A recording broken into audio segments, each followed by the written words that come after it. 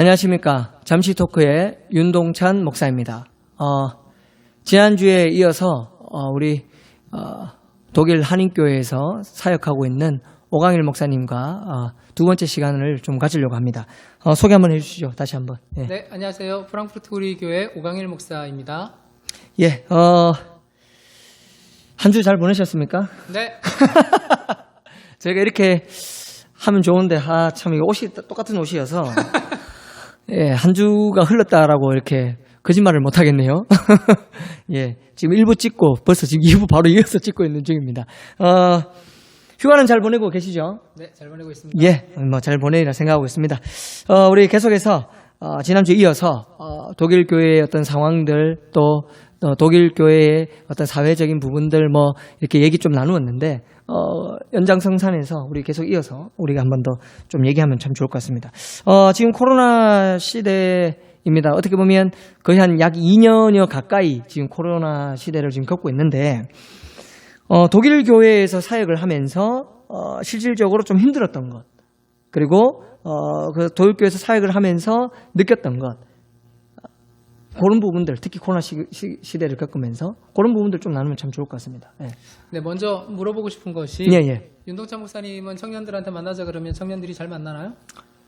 예, 제가 만나자고 하면 항상 만난 거는 잘 만나죠. 제가 못 만나서 청년들이 항상 도대체 언제 만나냐고.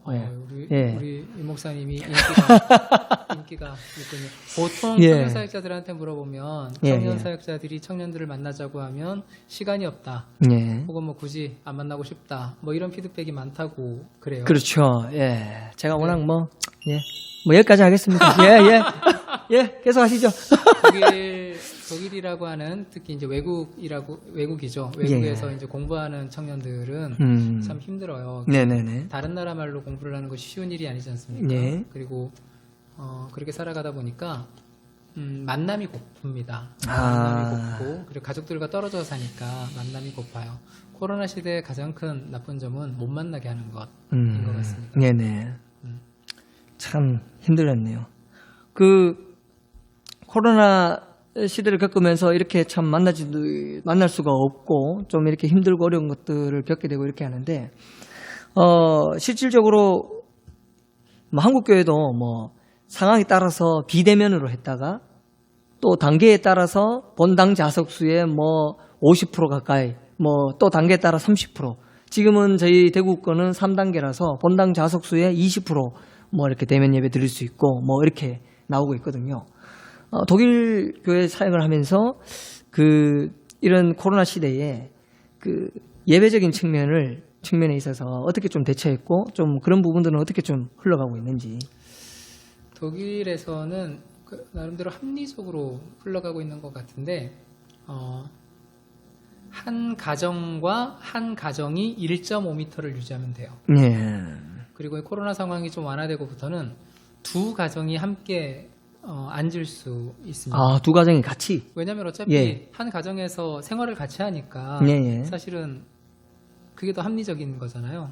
집에서 같이 있다가 교회 와서는 따로 앉는 거 좀 비합리적이지 않습니까? 그러니까 독일은 그렇게 한 가정과 한 가정이 1.5m를 떼어서 앉으면 되는 상황이에요. 그렇군요. 네, 그러니까 그렇게 예배가 되어지니까 저희 교회는 평소에 한 250명, 300명 정도 예배를 드렸던 공간이었는데 그렇게 되니까 반도 못 앉죠. 100명이 좀 넘으면 이제 꽉 차는 상황이 펼쳐지는 거죠. 그렇게 예배를 드렸고요. 하지만 한국처럼 전체 인원의 10%만 예배를 드려라, 20%만 예배를 드려라 이런 제한 규정, 이런 규정은 없었습니다. 거리 유지를 잘하고 예배를 드리면 괜찮다. 제가 1부 때 말씀드렸던 것처럼 독일 교회에 대한 신뢰가 밑바탕에 깔려 있는 것이죠. 그렇군요. 한 가지 제가 들으면서 좀 차이라고 하면, 독일 교회 같은 경우는 한 가정, 그러니까 한 개인이 아니라 맞습니다. 가정을 단위로 해서 거리두기를 하고 하는데, 아까 얘기한 것처럼 한국 교회는 철저하게 한 개인입니다. 그렇죠. 집에서 가족과 친인척이 10명에서 뒹굴다가도 교회에 오면 그 10명은 다 떨어져 앉아요. 다 2m 이상 간격을 유지하면서 오직 한 개인이 떨어져 앉는 그런 상황이네. 그런 부분들이 조금 차이가 있고, 그렇네요. 저도 가정으로 그렇게 하는 건 좀. 저도 지난주에 처음 예배를 알았네요. 드렸는데 저희 어머니랑 같이 예배 드리러 갔다가 예. 분명히 같은 차를 타고 갔거든요. 예. 근데 가서는 가서는 떨어뜨리니까 그게 뭔가 그렇네요. 이게 뭔가 맞죠. 참 당황스럽습니다. 예. 하여튼 그렇군요. 계속해서 우리가 좀 더 질문을 좀 해보려고 합니다. 단순하게 얘기해서 지금 이 코로나 시국 겪으면서 독일의 이 청년들은 어떠합니까? 독일의 청년들은 예. 교회를 잘 안 오죠.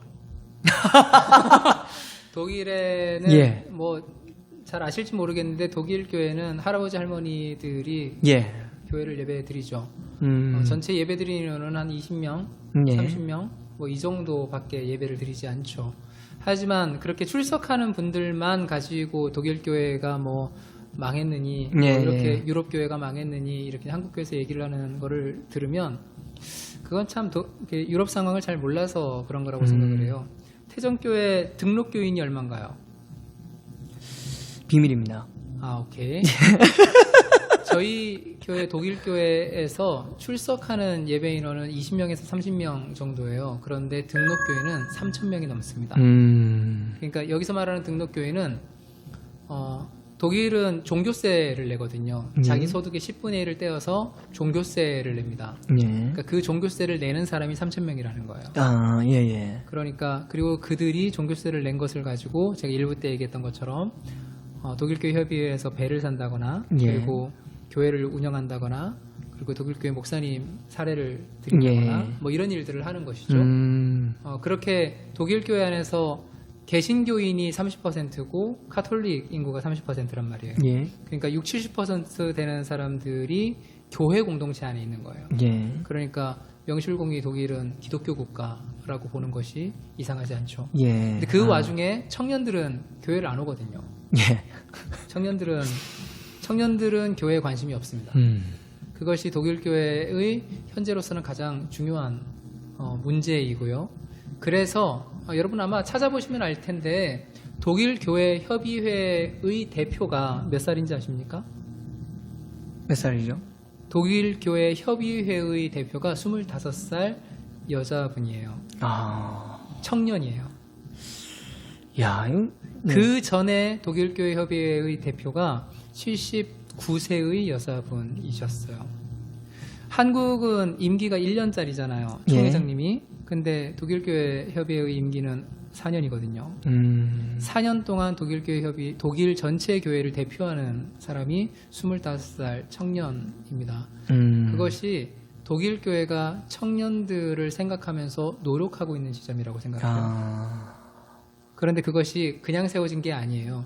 독일 교회 청년들은 자기들 안에서 그렇게 열악한 상황 속에서도 불구하고 독일 교회를 향해 끊임없이 회의하고 메시지를 주는 기구가 있어요. 시스템이 있어요.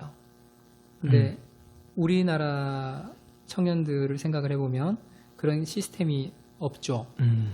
그러니까 청년들이 우리가 아무리 말을 해도 교회가 우리 소리를 듣지 않는다라고 하는 생각을 하게 되죠.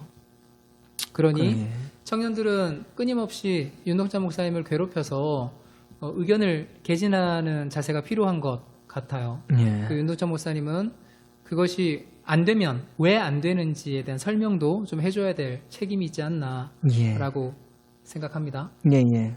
뭐 우리 뭐 그렇게 잘 해왔죠. 예. 그렇다면 그 독일 현재 지금 사실은 독일에서 사역을 하면서 독일에서 나름 한국을 바라볼 거 아닙니까?